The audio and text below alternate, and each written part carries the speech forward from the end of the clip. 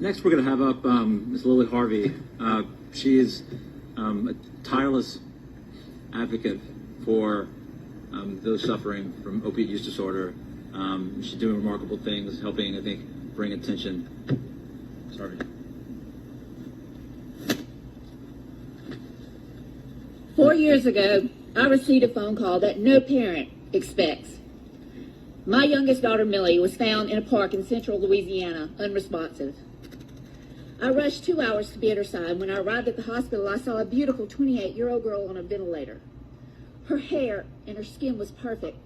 Her fingernails were polished and perfect. But there was nothing perfect about this situation. The doctor came and informed me that it was a fentanyl overdose, and the outcome wasn't going to be good. Overdose? My daughter didn't have an opioid problem. Why, God? This should have been me. You see, at the time it happened, I had just completed a 7-month rehab in Winsboro, Louisiana called Fresh Start, and I was in an internship in my 3rd month. Because of years prior, I had a disease with my muscles in my neck, and I had developed an opioid addiction.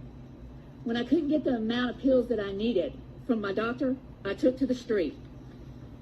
I once had a career as a nurse, but opioids stole my nursing license. Opioids stole my marriage, my relationship with my children, and my family. And I found myself homeless on the streets in South Louisiana, living out of my car looking for my next fix. Within a year of street life, I had landed myself a temporary residence called Ashland Jail, where I did almost a year. But now, on this day, a decision had to be made. So Millie's father and I signed to take her off the ventilator. Opioids had now stolen the life of my youngest daughter. On February 14th, Valentine's Day, on a day of love for a girl who was so full of love, we memorialized her at a home church in Catahoula Parish. Her death rocked our small, close-knit community. Afterwards, I tried to reach out to others who had lost ones the same way as Millie. I knew there must be others that were going through this, but there was no advocacy. I felt God calling me to make a difference. So August 18th, I held my first Millie Mattered Overdose Awareness Day in the same park in Alexandria where my daughter was found. A few families and friends came out and brought pictures of their loved ones. I believe I collected probably 11 faces that were gone too soon that day. From that day forward, I have never let up. My second overdose event in 2019, I had 5 banners on display from a group called Can You See Me Now?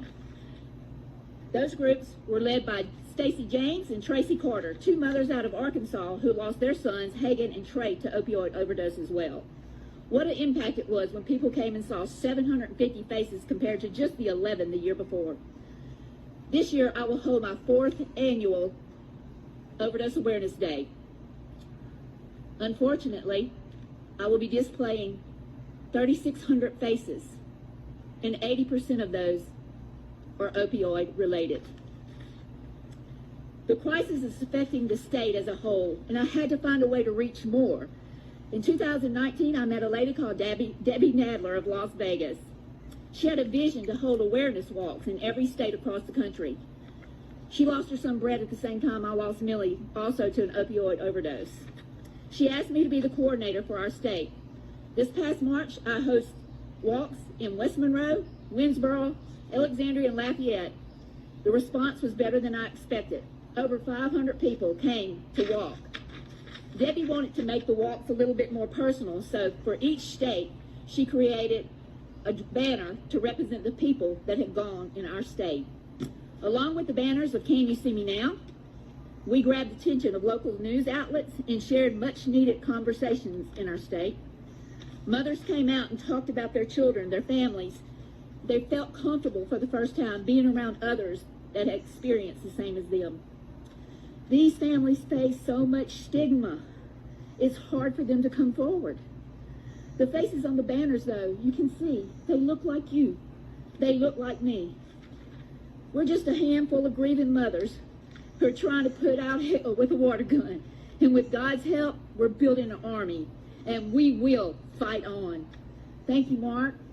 Thank you, Jan. Thank you, Governor Edwards. This is huge for advocacy.